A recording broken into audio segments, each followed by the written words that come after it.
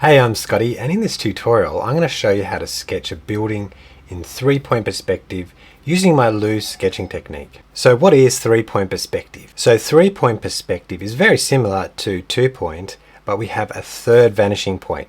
And you can see here when we're looking down on a building, the third vanishing point is quite low, and then when we're looking up at a building with that vanishing point right in the sky like that. And so in both cases, that third vanishing point is not on the eye line. It's either below or above. And then we come to those vertical edges. So if we're looking right down at a skyscraper like this one, we have that angle going right down, and the top is very big because that's closest to us. But then we're looking up at a big building, the bottom is bigger where we are, and then the top is very small and it goes off into a point in the sky. So all these details here, the sides of the windows, are all aiming up towards that point in the sky. And then between those two main lines, we can place those vertical lines, making sure they match the angle as they change between the two. Okay, let's get on to the sketch now. So we want the building to fit in the page, and we can look at those most outside points of the building. So we're going to start with the width here. So I'll put a dot here on the page for that dot in the middle. Let's set the width of the building to be about that, and then we'll go up and put about there. So have that nice angle. And then on this side, I can see that that side here is about a third of this width. I'll put my dot up this way, so just a little bit higher than this dot, and we have a nice angle here. Now to get the height of the building, that width here is approximately the same height left corner of the building up to there. Put a little dot. See on the edge of the page from the photo, it comes in about this far. Now we can find this top edge. So looking up from this point here straight up, and then I'm comparing that angle there to make sure it looks correct. And to find that point, how high it goes up, actually that distance between this top dot down to here, and then I go down again, that's roughly where that point is over here, but there's an angle, so instead of being right vertically above that point, we angle in. So now we just outline those main shapes. So we start here, and you can go back and forth a bit and up and down. And if there's any detail you see on the side of the building, you can add that in as you're sketching. Details like this in, just a little sign, and then there's a gap, and might be. So we have the big shape there, still giving it character and wobble and interest as it come down. Now the next bigger shapes is the difference between the bricks and the green section at the bottom, the wooden section. So find halfway between these 2 points and then down just a little bit there, and that's where the point is. And at this stage it might be helpful for us to draw in an eye line just so you can see what I'm looking at. Halfway between that point at the top of the wood bit and the bottom corner, and roughly we're going to draw a line. And that means that if I'm drawing a line here with this top edge where those plants are, that means that angle is slightly angled down towards the vanishing point on this side, around the plants there. On this side it's lower than this point, so if we go across there it's lower down here, and so aim this way like that. So just where that eye line is, actually that's where that edge of the awning is. Let's go across, that's completely vertical. And then halfway between those 2 points, put a dot here, that, following a similar angle to the top but slightly less because it's closer. Across here, give it some thickness, and then angle the same angle up to there. Show that shape there. So there's a shape here where the sign is. Here between where the awning is and the very top, if we go halfway between those 2 points, put a dot there and put a dot there. And then we can draw a simple line that will divide up where the windows are and down here. But I'll do these windows, have a dot here, goes up to there. I will follow the angle of this line. But let's put some dots here for the windows first. I'll just bring them down a little bit here. But I'll still use those dots because there's the brickwork that fans above it. Top here. So there. Follow that angle, trying to follow that angle. So that's why 3-point perspective is a little bit trickier, because as you're doing you've got 3 angles to keep an eye on. It's okay if they're covered up on the bottom edge.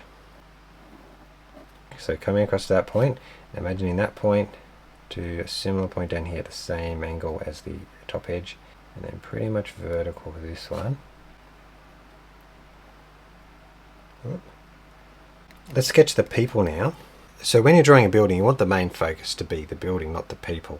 But it's a nice detail to add in if you'd like to try. So if the head goes roughly up here, and the feet comes into there. So we have the three sections, the head, the torso, the legs. That's how I simplify it. So let's draw the silhouette of the head here, and light lines. Try not to make them stand out different to the building. I'm just going to do my best to outline the rough shape here coming down for the arms.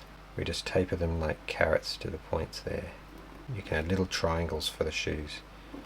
So let's add just a really nice quick silhouette to the body here, and then it comes down to the legs and then down. But all their heads are on that eye line. I should have mentioned that. And I can't really see what's going on there because of the dark shadows. Something like that, and the legs, and then the legs, torso, legs. That's the hair, and then the arms, and it comes down to a point. Very impressionistic, this. So this is the,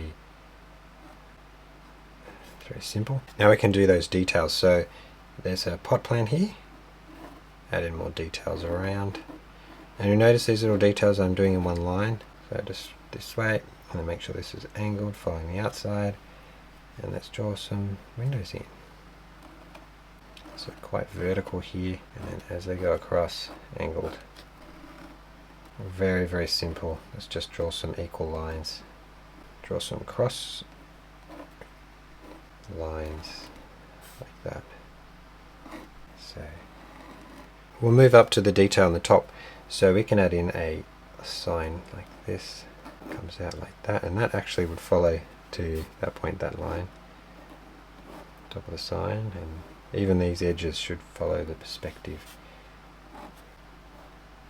So now they're getting very rough. Frame. So I put a dot here and here so I can see that angle, and draw. So I have my watercolors here. What I'm going to do is put the sun at the top left hand corner. So this side will be in light, and this side will be in shadow. Top part of the building will be slightly lighter, yellow ochre. So put lots of water into your palette. It's too yellow for those bricks, so I'm going to use my Payne's Grey and add it in to dull the colour. So let's start at the top here, and let's paint this top of the building. It can be on both sides. And then as we're coming down, let's add a bit more yellow ochre. Probably too much, but it should dry lighter. We had a really nice lighting effect there. Very simple wash. Make sure you have interesting shapes to your strokes. And then I have Viridian Green. I'm going to add Payne's Grey again. So now let's do that again across where the areas of green are. A bit there for the writing there. Sign, can't miss the signage. So adding a bit more water in there to make it darker. It can be darker in here, so you can add a bit of extra colour. Now the sky, cerulean blue, so impressionistic strokes around here for the sky. So add a little bit of Payne's Grey to your light blue. There, those windows in there. So now it's dry, I'm going to use my pen just to add an impression of this sign here. So we're just drawing bits of the word here. Aldi Watling. I'm trying not to touch that top. Add a bit there. Some burnt sienna there. Blue pair of jeans here. Actually, it's a sweater over here. But see how I'm leaving white. We'll use cadmium yellow there. Lettering there through the green that I went over back. You see those lights? Maybe those lights had some more sparkle there. But what can make the bricks look really nice is by using burnt sienna. We're going to draw little dashes with our brush. A few. They need to follow that same direction. And then on this side. Okay, I'm happy with the colour and the detail, but we need to add those final shadows to help us understand this form a bit more. And we'll have the right hand side of the building in shadow. I'm going to add Purple Lake for my shadows. So I'm going to simply paint over the right hand side of the building like this. Right down to the people. Cut across the people underneath that awning, and that will give that depth. The last bit is underneath the window ledges here, because that'll be a bit of sun. So I use my hairdryer to make sure that's really dry for the pen, and I'm looking for highlights on the edges here. It might just help a little bit, so I might add just some lines across here.